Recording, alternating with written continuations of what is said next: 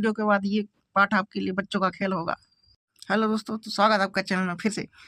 और हम लोग पिछली क्लास में हम लोग समुच्चय के बारे में जो पढ़े थे उसके आगे का हम लोग अब पढ़ लेते हैं। उसको आप सब सपोर्ट किया, उसको देखा, उसके लिए हमें और मोटिवेशन मिलता है। इसलिए वीडियो को लाइक शेयर और सब्सक्राइब जरूर किया करिए।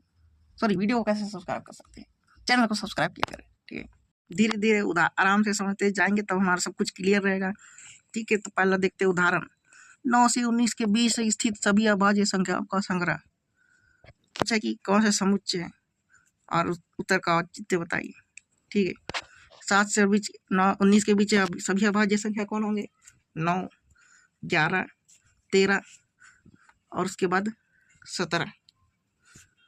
ठीक है, ये वो संख्या है जो किसी के पढ़ने में नहीं आते, किसी नहीं कटते, इसको अभाज्य संख्या कहते हैं।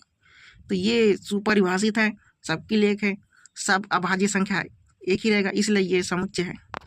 ठीक है, और तीसरा है जेठ से प्रारंभ होने वाले वर्ष के सभी महीनों का संग्रह। एनसीईआरटी लिखा है, आईएमपी है, इसलिए देखो जेठ से होने के लिए जनवरी, जून, जुलाई, ऐसा।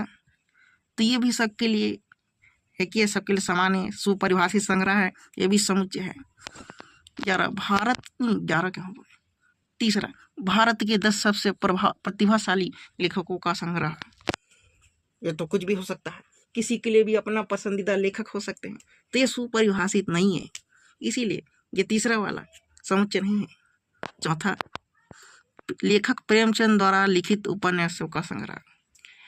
तो प्रेमचंद ने लिखा है, वो तो सबके लिए समान ही हो संग्रह होगा, जैसे गबन, गोदान, पूस की रात, 4 रुपए, ये सब।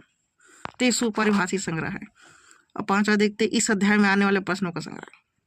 देखो प्रश्न तो संग्रह में लिखे हुए हैं, वैसे उदाहरण का प्रश्न नहीं है। 1, 2, 3, 4, तो ये आपके बुक में भी होगा, मेरे बुक में भी है, तो ये सुपरिभाषित है, ये भी समुच्चय है। छठवा देखेंगे, विश्व के सबसे खतरनाक जानवरों का संग्रह। नहीं, ये नहीं होगा।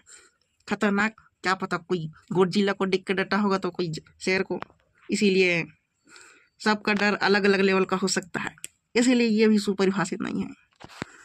और देखेंगे 7वां, सभी पूर्णांक संख्याओं का संग्रह जो प्राकृत संख्याएं नहीं है। ये कैसे हो गया? पूर्णांक संख्या में भी प्राकृत संख्या आते हैं, तो ये सुपरिभाषित नहीं है, तो ये भी समुच्चय नहीं है। उसके बाद 9वां देखते हैं, 8वां देखते हैं, सभी सम पूर्णांकों का संग्रह। सम पूर्णांक, तो ये तो सुपरिभाषित है, तो ये भी समुच्चय है। और देखते हैं 9वां, 21 और 110 के बीच स्थित सभी प्राकृत संख्याओं का संग्रह।